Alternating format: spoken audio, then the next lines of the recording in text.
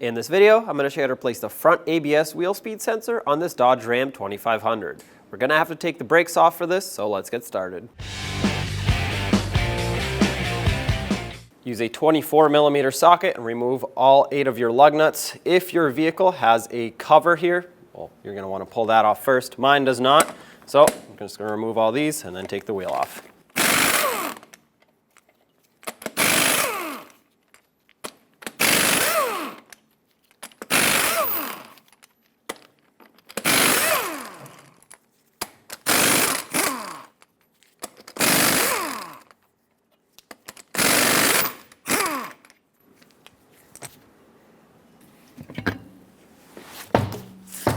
With an 18mm socket, I'm going to remove the 2 caliper and bracket assembly bolts that hold it onto the front axle, and I'll put the whole assembly aside. No need to separate anything. These can be fairly tight. Might have to break them free by hand first. If that's the case, grab yourself a breaker bar.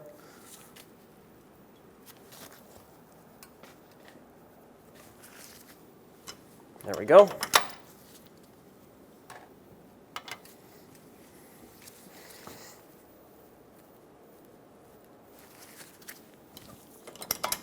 Now you should be able to remove these bolts. There's one. Leave this in a couple threads so it can hold the caliper while you remove the lower one. Take this out.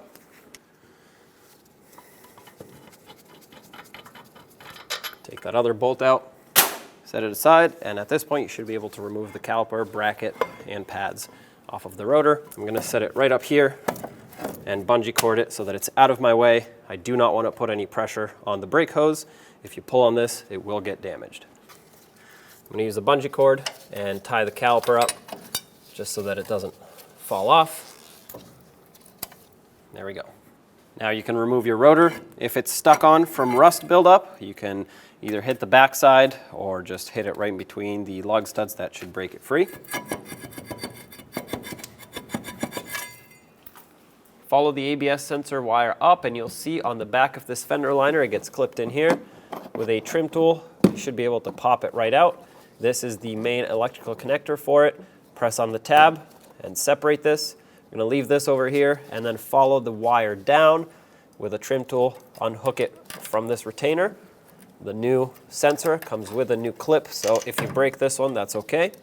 And just following the wire down more, you'll have to unclip it from all of the other retainers that hold it on to the brake line here, or the brake hose, I should say. You have to just pull them out. This one just popped out. Get the wire from behind the control arm. These were already disconnected from when we took the caliper off. And now let's get it off of the wheel bearing. If you still have a backing shield here, a lot of times these rot away, you can flip this up a little. That'll create some space. With a 5mm Allen, break this free and remove it. Sometimes they get a little rusty, in which case you're going to want to have to work them back and forth. With that bolt out, you should be able to pull the ABS sensor straight up. Mine is fairly new, so it comes out, but pliers should help you out if it's a little bit stuck. There it is. Pull it through the backing shield, and there's your ABS sensor. Take your new ABS sensor and slide it through the cutout on the backing shield. We'll have to drop it down into the hole if your wheel bearing is rusty. Clean that up, but without getting debris down in there. And then stick your bolt back in. If your original bolt was in poor condition, replace it with a good one. Start this in by hand. It should thread on nice and smooth. And make sure that the sensor is completely bottomed out before you snug this up. Otherwise, if it's not, it'll push that ear down and break it. Once it's bottomed out, which is here, 1/8 of a turn at most is all it needs. These are very small and you can break them off. Don't forget to push this down if you pried it up. Now follow the ABS wire and pull it behind this control arm. That's where it ran originally. Once you have it pulled through, start reconnecting it. These first 2 will go on the caliper, the brake hose here, which we will do once the caliper goes on. However, these over here in the back will have to get clipped on now. One here, there's one hiding right behind this brake hose. It looks the same, just a little, there's one hiding right behind this control arm. It looks the same, just a little hook with a rubber grommet on it. This clip goes right next to the brake line. Push that through, and then the wire gets clipped in right up top here. Get reconnected. You want to line it up. Press it until it clicks. I felt the click. It was a very silent one. And push this pin through on the fender liner. That'll secure it in. There you go. Let's install the rotor. I'm using a new one. If you're using your old one, you might have to clean up inside here where it mounts on the hub. Sometimes they get rusty. Sometimes they're good to reuse. Having said that, press it on. And to avoid it falling off like this, I'm going to use a lug nut and thread it on all the way. This is going to hold the rotor in place so it doesn't keep flopping around as I install the caliper.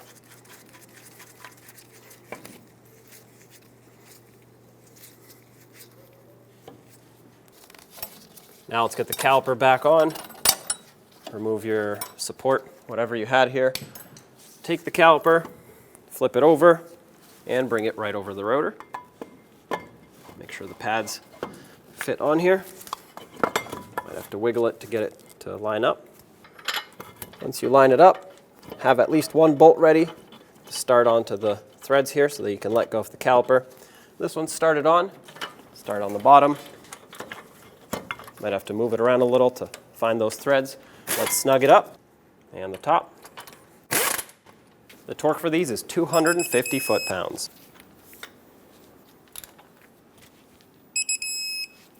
That's torqued. The ABS sensor wire has this rubber piece here, so if you had the bracket that goes with it, of course, clip it on.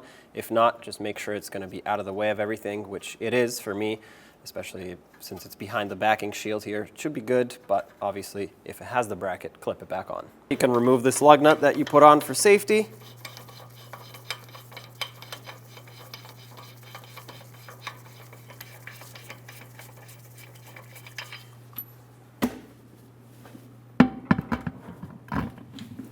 And let's get the wheel on.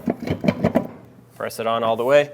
Install all 8 of your lug nuts in a cross pattern, bottom them out, and then also in a cross pattern, torque them to 140 foot-pounds.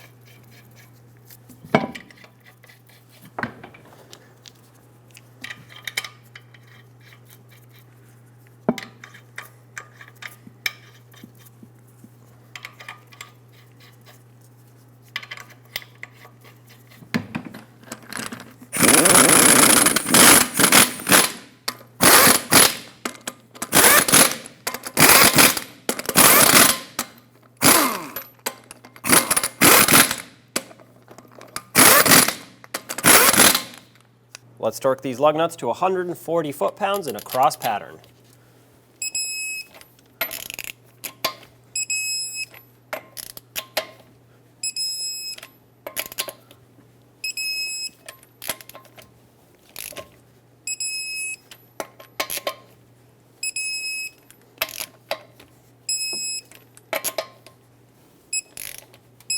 Double check them if you want.